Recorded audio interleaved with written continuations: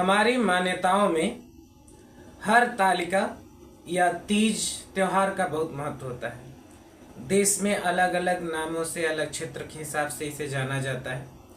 ये एक पति पत्नी के बीच प्रेम को प्रकट करने के लिए या जीवन यापन करने के लिए एक त्योहार बनाया गया है, जिसमें कुछ चीज़ों को हम फॉलो करके इन रूल्स को, अपने पारिवारिक रूल्स को याद करते हैं। इस वर्ष हर तालिका या तीज 6 सितंबर को पड़ रहा है, जिसपे बहुत सारे लोग व्रत रहते हैं।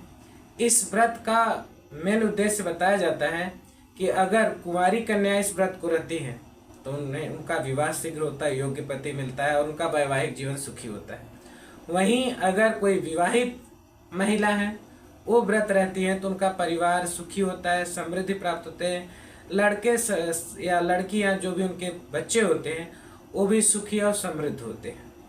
तो जानते हैं कि इस त्योहार से कैसे हो सकते हैं, क्या ऐसा पॉसिबल है या नहीं। तो आइए इस पे चर्चा करते हैं। ये जो व्रत है, इसमें कुछ ऐसे रूल्स और क्राइटेरिया बताई गई हैं जिनको फॉलो करके जीवन को आसान बनाया जा सकता है। जैसे हम इस व्रत में होता है कि कोई पानी भी नहीं पीता, महिलाएं अन्न जल दोनों ग्रहण नहीं करती और अपने पति के लंबी उम्र के लिए, सुखी परिवार के लिए, बच्चे के अच्छे भविष्य के लिए व्रत रहती है।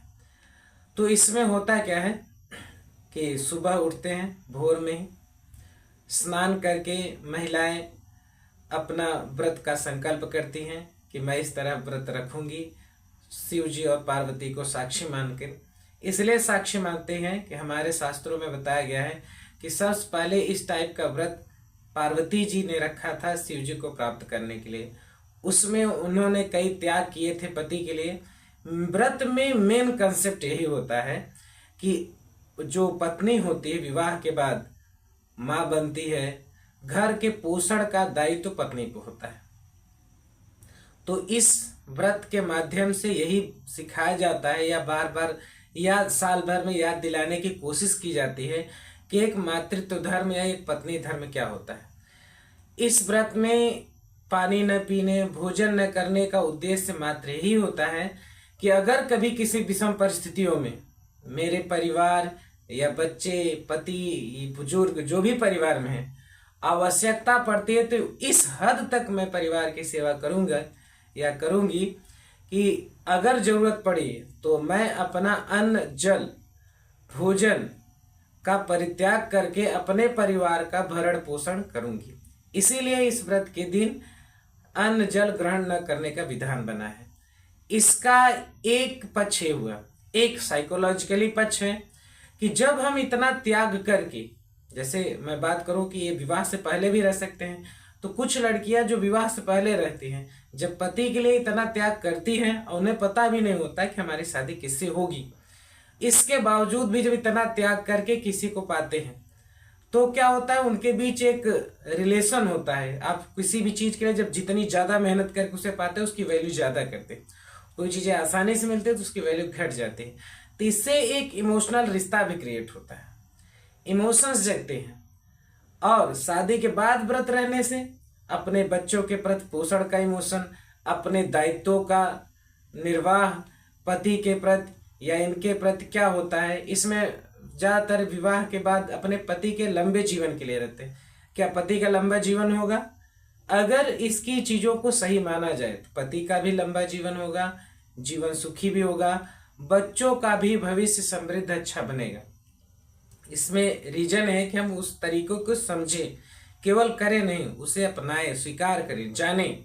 जैसे मैं बताया कि निराजल व्रत रहकर, मतलब अन्न भोजन जल का त्याग करके व्रत रहने का मतलब ये होता है कि किसी भी परिस्थिति में मुझे त्याग करना पड़ जाएगा, लेकिन मैं अपने परिवार के पोषण में कमी नहीं आने दूंगी। पहली दायित्व है। इसके बाद ऐसे ही पोषण, जिस प्रकार बताया कि अपना त्याग करके एक माँ पोषण करती है, इसका दायित्व होता है जब अपने बच्चों को पोषण करेगी तो उनका भी परिवार समृद्ध बनेगा। लंबी आयु इसलिए हो जाएगी कि इस हद तक अगर कोई पत्नी या माँ पोषण करती है तो अपने आप हेल्थ अच्छा रहेगा, हेल्थ अच्छा रहेगा तो बीमारियां नहीं होंगी, इंसान ज्यादा दिन तक जिएगा। इसलिए कहा जाता है कि तीज का व्रत रखने से पति की आयु बढ़ती है, परिवार में समृद्धि खुशियां आती हैं। ये एक साइकोलॉजिकली या हमें रियल में जब उसको चीज़ों को सीखेंगे और रियल तरीके से करेंगे तो इसके हमें बेनिफिट मिलते हैं। कुछ लोग कहते हैं व्रत रहते हैं फिर भी दुखी है, घर में झगड़ा हो रहा है। आप सही से नहीं रहते। और व्रत का जो कथा होती है उसे सुनना चाहिए। अगर आपको नहीं पता है, नहीं जानते हैं, तो कम से कम शिव पुराण सुनो। नहीं सुन सकते तो कम से कम शिव पुराण सीरियल है जो पुराने, जिसमें हस्बैंड वाइफ के बीच के रिलेशंस और कुछ मतलब पिता पुत्र के रिलेशन के बारे में शिव जी और पार्वती के बीच डिस्कशन होता है। तो उसे देखिए, समझने की कोशिश करिए कि ये एक रिश्ता होता कैसे है, कितने कठिनाइयों के बाद उसको हासिल की थी पार्वती, फिर कैसे उसको अपनाती है, कैसे स्वीकार करती है, और कैसे कैसे जीवन में पड़ाव आते हैं, उनमें हमें अपने पति या पत्नी का साथ कैसे देना चाहिए, अपने बच्चों का पोषण कैसे करना चाहिए, कैसे पालन करना चाहिए।